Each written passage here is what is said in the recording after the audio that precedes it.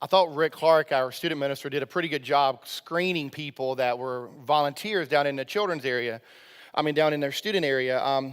Kirby Smith is one of our volunteers down in our student areas, and Kirby's actually an LSU fan. So I don't know how he got through that screening process, but he did. And then he came in here gloating this morning. So we're just going to switch gears and talk about pride. And so the best I could do was my Georgia Bulldog socks this morning. That's as close as I could get this morning, I guess. Ms. Perkins talked about at the beginning of her video, she mentioned about sitting down doing handwritten notes. And a few years early on in my ministry, we had a congregant that was a part of the church that I served, and he was he's now retired. He's actually in ministry. He actually pastors the church, but he was the sports editor for the Atlanta Journal-Constitution. And one of the habits that he did is every Monday when he got into his office is that he would write anywhere from 5 to 10 handwritten notes.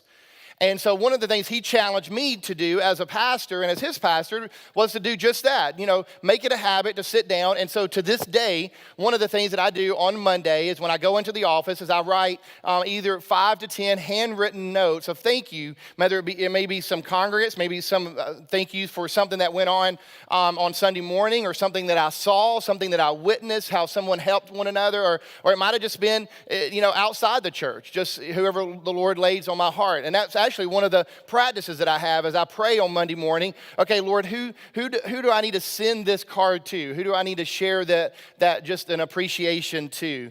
And so I use that as a way of directing my card. We live in a world that is very technology savvy, and we can sit down really quick and we can write out an email or we can text a message to somebody, and all of that is great, and we're grateful for that and thankful for that. But there's just something powerful about a handwritten note. And as Nancy said at the beginning, just sitting down and writing that. So I want to just challenge you. This has nothing to do with the sermon, but I just want to challenge you to maybe make that as a habit of your own. What if you sat down at some point during the week and you just simply wrote 2, 3, 4, 5 handwritten thank you notes that you just want to share, and just let someone in your world of influence know that, hey, I just really appreciate you and I'm grateful that you are in my life. It'll make a difference, not only in their life, but it makes a difference even in your own life. As it was said earlier, we're talking about friendships today. And in the comic strip Peanuts, Charlie Brown was once visiting Lucy's psychiatry booth, and he asked her the question. He said, "Lucy, can you cure loneliness?" She responded, "For a nickel? For a nickel, I can cure anything." You don't get it, Lucy. This is how he says, can you cure deep down, black bottom of the well, no hope, end of the world, what's the use of life, loneliness? And she said, "Charlie, for a nickel, I can cure anything." This past week, we celebrated, if that's the word, we recognized World Mental Health Day. And what we're discovering is that loneliness may be one of the biggest threats of our mental well-being in Western society. And it's going to take more than a visit to Lucy's psychiatry booth for us to find a cure. 17 years ago, sociologist Robert Putnam wrote a book entitled Bowling Alone. In it, he has sounded the alarm that the way that we are shaping our lives, the way that we are beginning to live our lives, is going to lead us to a place of isolation, and loneliness will be the result. Well, we are living in Robert Putnam's world today. According to a recent survey put out by health insurer Cigna, nearly 50% of respondents reported that they felt alone or left out always or sometimes. Half of Americans can, at some point in their life, will say, "I am lonely." Now, I know what you're about to do. You're about to quickly jump on social media. You're about to quickly say, that's the fault. That is why our world is the way it is because of social media or because of this thing. And the reality is, if we had to be honest with it, there is something to do with that. Because who doesn't like the fact that, there's a distracted buzz from an app can be all that it takes to distract us from that present moment. That buzz, that notification that it's your next move for word with friends, or you've just got a like on social media or a text message that came through. Just that quick buzz that just happens, and all of a sudden your whole attention and your whole focus is taken off of the present moment, and you're put onto that machine, that cell phone. But loneliness is not just that. Loneliness is also a factor among older adults. As our population continues to get older, one of the things that we're discovering is that loneliness and isolation is an issue for our older generation. Because the reality is that the social connections that we had when we were younger, they end up changing as we get older. And that can happen through illness, hearing loss, the loss of mobility, or the loss of a spouse. Research is coming to find out that research shows that older adults who feel lonely are at a greater risk of memory loss, strokes, heart disease, and high blood pressure. According to a recent study that came out by AARP, the health threat that is proposed or that is pushed on us through loneliness is similar to that of smoking 15 cigarettes a day.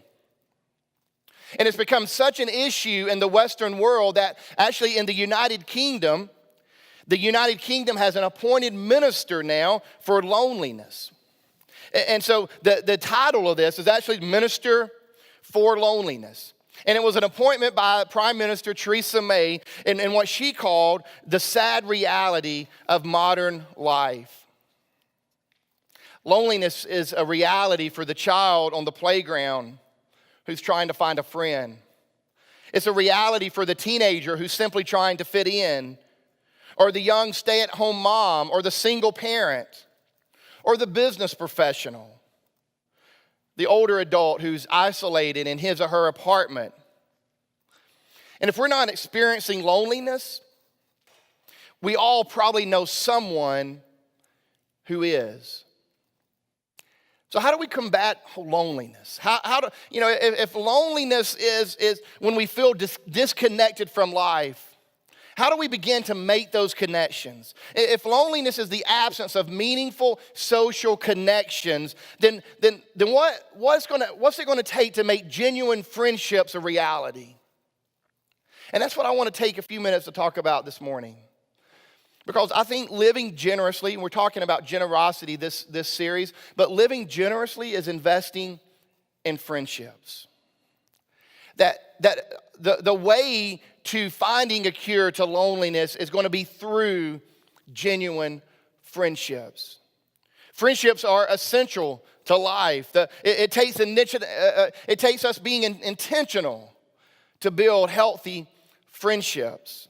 One of the core values that we've established here at the church, at GFUMC, is healthy friendships. We believe that there's value in the friendships that we develop with one another. Matter of fact, that's one of our motivations why we are encouraging people to be in small group, to be in community groups, whether that be Sunday school or home groups or however those groups come together. We just think there's value in that because it creates the possibility for lasting friendships.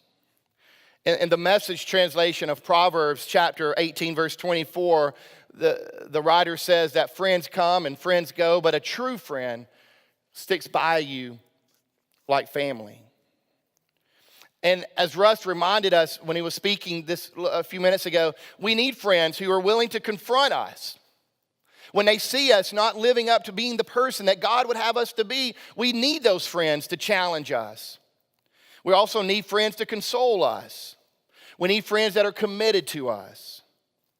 Friends see us not just as we are, but who we have the potential to become. And they know us well enough to see us as we are, warts and all, but also see us as someone who aspires to be the person that God has called us to be our true self. So I want to say that friendship is a risk-taking love. And we see this lived out in the Bible between two characters, Paul and Barnabas. Now, let me give you a little bit of background before we dive into their story. Barnabas was an early adopter to Christianity. From the very beginning, Barnabas was there. From the very beginning, he was invested. He was all in to this Christian movement from the very beginning in Acts chapter 4. We'll hear more about that in a minute. But that's the character of Barnabas. He's a person who was willing to take risk. He's willing to receive from this community of believers, and he was right there in the middle of it. Now, Paul didn't start out that way. Paul, matter of fact, started out with another name called Saul, and he set out to be a destroyer of this Christian movement. Matter of fact, he was going around the known world with a letter to put into jail, to put into prison, at whatever cost, all those who claimed the name Christ.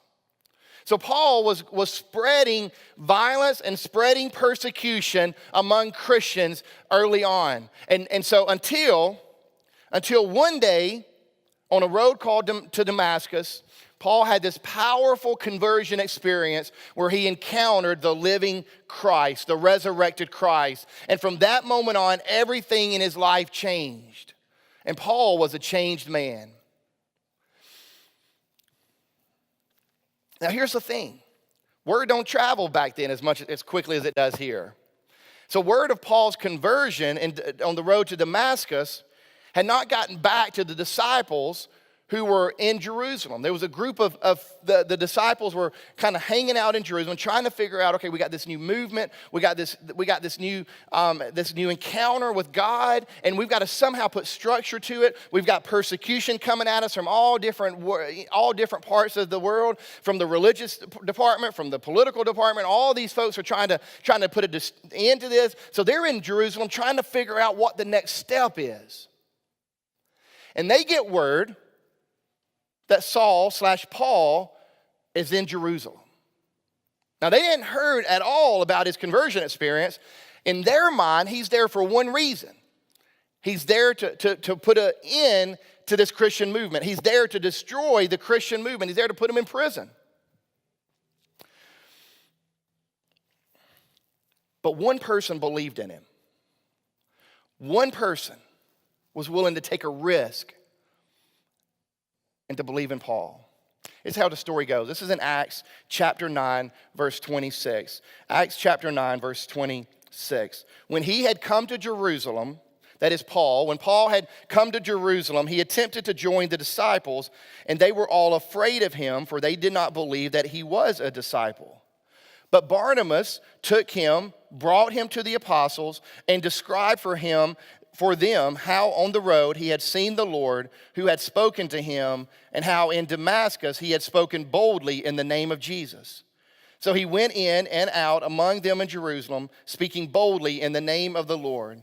He spoke and argued with the Hellenists. Now the Hellenists are Greek or Gentile believing people. They're Gentile background, but they've come to believe in this Jewish God. So they've went through this conversion toward Judaism, and now Paul is trying to challenge them to go a step further and to think about Christianity and think about the reality of Jesus Christ. So he spoke and he argued with the Hellenists, but they were attempting to kill him.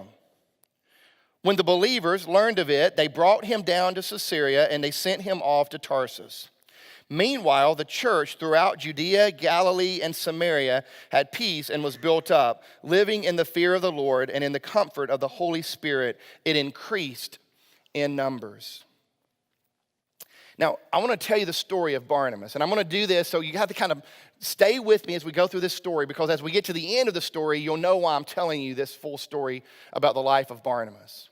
Because in this story, we discover that Barnabas took Paul in, and he spoke on behalf of Paul and his conversion experience.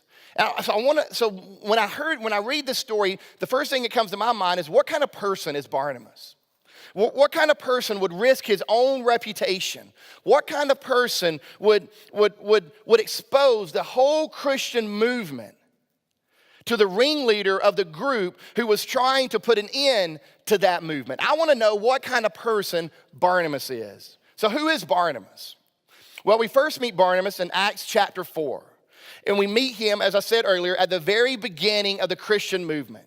He was one of the early adopters. It's always great to have early adopters when you start in a movement. And he was one of those early adopters. He believed in it. He bought in. And matter of fact, he bought in so much that the scriptures tell us that he actually went back and he sold his land. However much land he sold all that he had, and he took the money and he laid it at the disciples' feet. And he says, if you need here's the money that you can use to spread the gospel across the known world. This is the world. So across the Roman Empire, you can use this resources. I'm sharing these resources with you.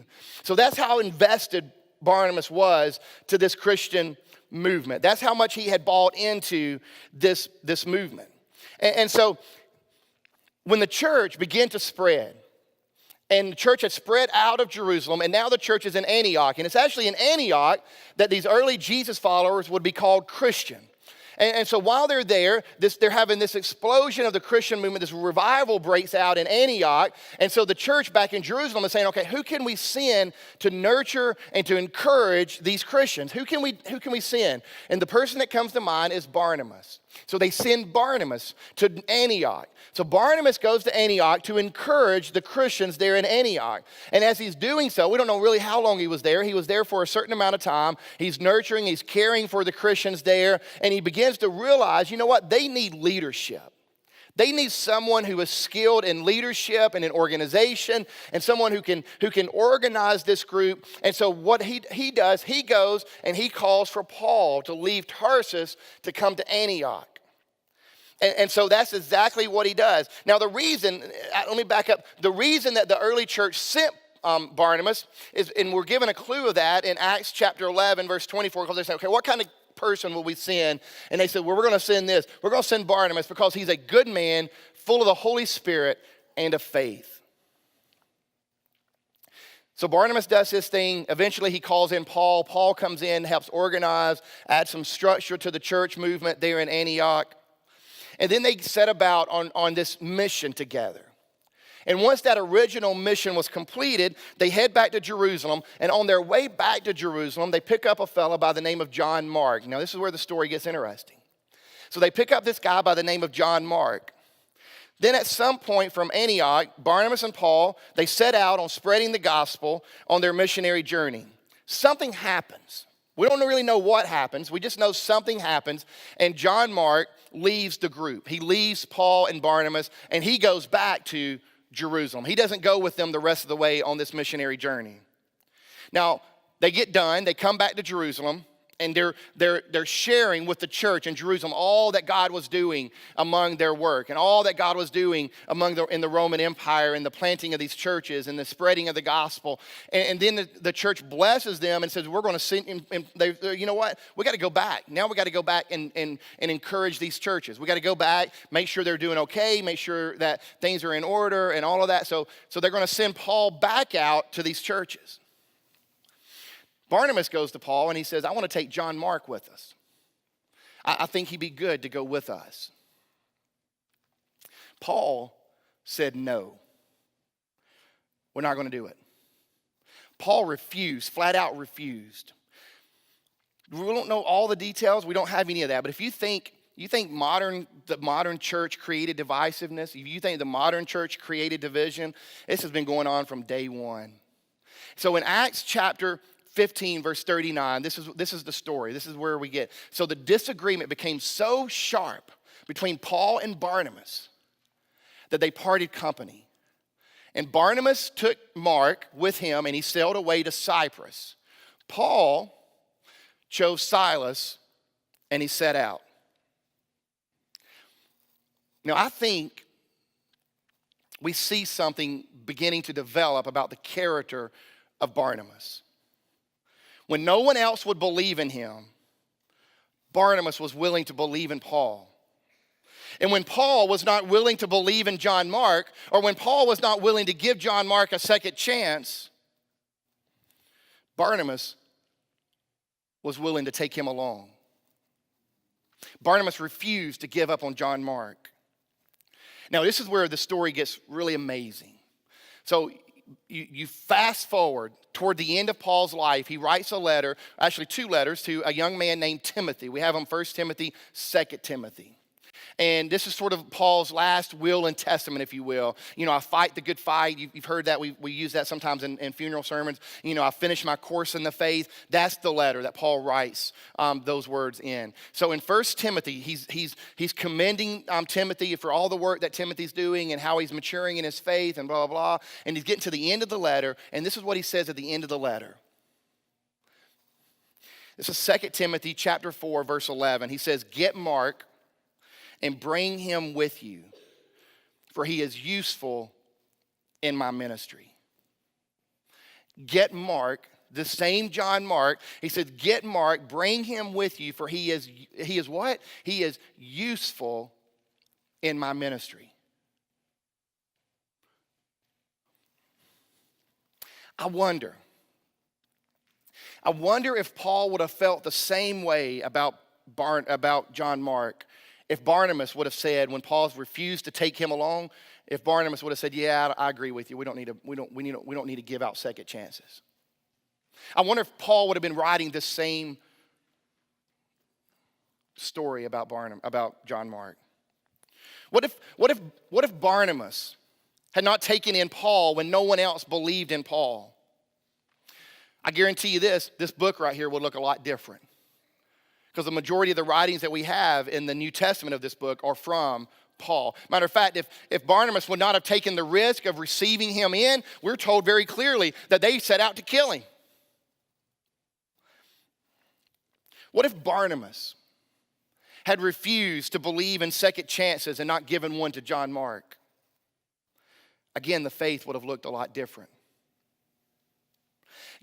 What I love about Barnabas is that Barnabas lived up to his name. You know what his name means? Son of encouragement. Son of encouragement. What if your name meant that?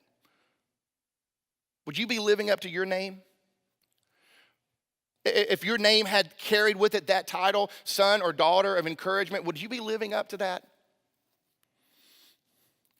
What I think Barnabas teaches us is that if we're gonna tackle loneliness, that we're gonna do it through the risk of friendships.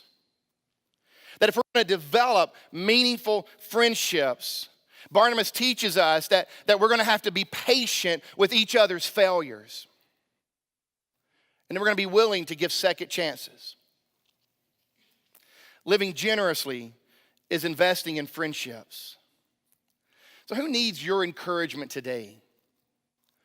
Where do you need to take a risk on friendship today? Or maybe what one generous act can you commit to today that would make an investment in the friendships that God has put around you? What one thing could you do to make that relationship healthier? Maybe, just maybe, there's new friendships out there waiting to happen. And I think that could be one of our motivations behind our kindness movement that we're trying to start here at the church. As you go throughout your day, don't forget to show kindness. And in doing so, who knows what would happen? Who knows what kind of relationships would come out of that kindness? Who knows what kind of friendships could be bonded? And maybe it is your friends that you need to show kindness to. Or maybe your friends have been showing kindness to you and you've not acknowledged it. As forgiven and reconciled people, I want to encourage you to, just remind you to share kindness with those in our community. It could be buy a cup of coffee. It could be take your neighbor's trash to the driveway. It could be to encourage a friend, a stranger, to give a ride to someone. Or as one story I heard this week, it could be just being available in somebody's life when they need it the most, just being present.